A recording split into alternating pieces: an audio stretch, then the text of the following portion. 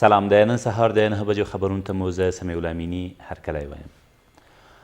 د پوهنې وزارت د کارکوونکو د بایومتریک لړۍ روانه ده او د روان هجري لمریز کال تر پایه به په 14 ولایتونو کې بشپړه شي.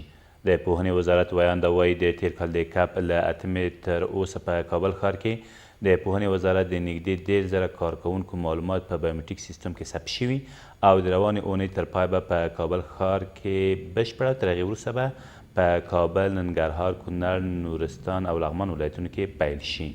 د نوموړي په وینا دغه لړۍ د معاشونو په ورکړې کې د روغتیا له اداري فساده مخنیوی او د دغه وزارت د کارکوونکو او ښوونکو په اړه د کره معلوماتو د ترلاسه کولو په موخه پیل شوې ده.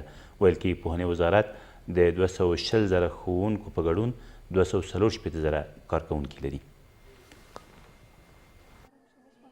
تا پایان این هفته را این پروسه در شهر کابل به پایان میرسه و پس از این برنامه در ولایت کابل و در ولایت‌های مشرقی مثل ننگرهار، کنر، نورستان و لغمان عملی خواهد شد. وزارت معارف متعهد به این است که پروسه ثبت بایومتریک کارمندان را تا پایان سال 1398 خورشیدی در مجموع در 34 ولایت افغانستان تطبیق و تکمیل کنند. د کاسا زر پروژې عملي چارې به تر راتلونکې یوې اونۍ پورې په افغانستان او تاجکستان کې پیل شي. د بریښنا شرکت مسؤلین وایي په تاجکستان او پاکستان کې د بریښنا د لیږد مرکزونو د چارو بهیر بشپړ شوی او دمګړی د 3 وړو هیوادونو ترمنځ یادې پروژې د مزو غځونې بهیر د عملي پیل لپاره خبرې روانې دي. له بل لوري بهرنیو چارو وزارت د یادې پروژې عملي کېدل د سیمې د هیوادونو او افغانستان د اقتصادي اړیکو د ځواکمنتیا په برخه کې مهم بولي.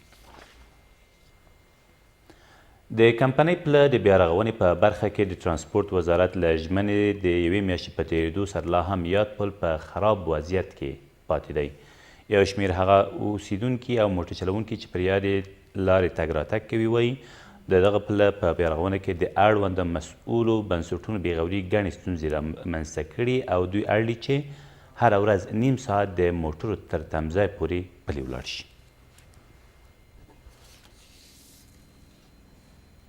د میدان وردګو اوسیدونکي په دغه ولایت کې د روغتیايي چوپړتیاوو له څرنګوالي خوښ نه بریښي.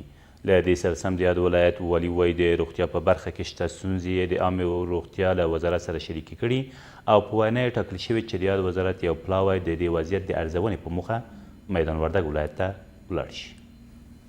په داسې حال کې چې د هیواد په کچه په ټولو سیمو کې د تیر په پرتله په نفوس کې د پام وړ ډیروالی راغلی، خو دولتي خدمتونه د پخوانۍ سرشمېرنې پر بنسټ وړاندې کیږي او د خلکو د ستونزو د حل لپاره بسنه نه کوي.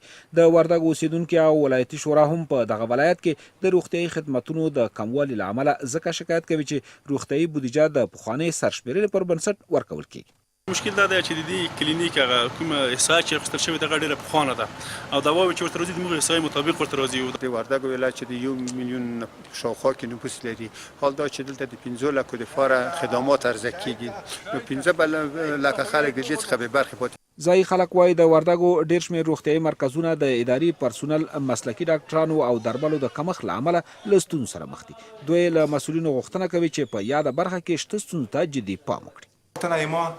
دولت نه دا چې د سرطامې ته پراختیا ورکا، نور این پراخه کا سټاپ یا پرسنل یې زیات کا ورته. ولایتي اداره او د عامې روغتیا ریاست چارواکي په روغتیايي برخه کې د شته ستونزو د منلو ترڅنګ وایي د عامې روغتیا وزارت څخه به په نږدې راتلونکي کې یو پلاوی د شته ستونزو د حل په موخه وردګو ته سفر وکړي. په رابطه کېدای شي ډېر لوړ باید دلته راشي، نږدې نه د مشکلات وګوري. د عامې روغتیا ریاست چارواکو د معلوماتو له مخې د مهال په وردګو ولایت کې 2 روغتیايي مرکزونه فعالیت کوي چې د یاد ولایت پر نفوس سربیره دغه ولایت ته د راتلونکو کوچیانو او د کابل کندهار لوی لارې په سر د ترافیکي پیښو ټپیانو ته هم روغتیايي خدمتونه وړاندې کوي. په ورته وخت کې د کونړ په شلتن ولسوالۍ کې هیڅ ډاکټر شتون نه لري. د یادې ولسوالۍ اوسیدونکي وایي یوازې په 2 روغتونونو کې 2 نرسان ناروغانو ته رسېدنه کوي او په یاد روغتونونو کې د اړتیا وړ درمل هم شتون نه لري.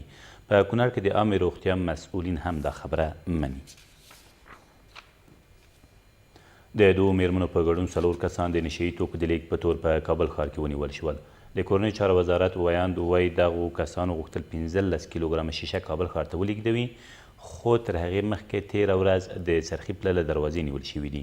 ویل کېږي له یادو کسانو 15 کیلوګرامه شیشه او یو موټر هم ترلاسه شوي دي.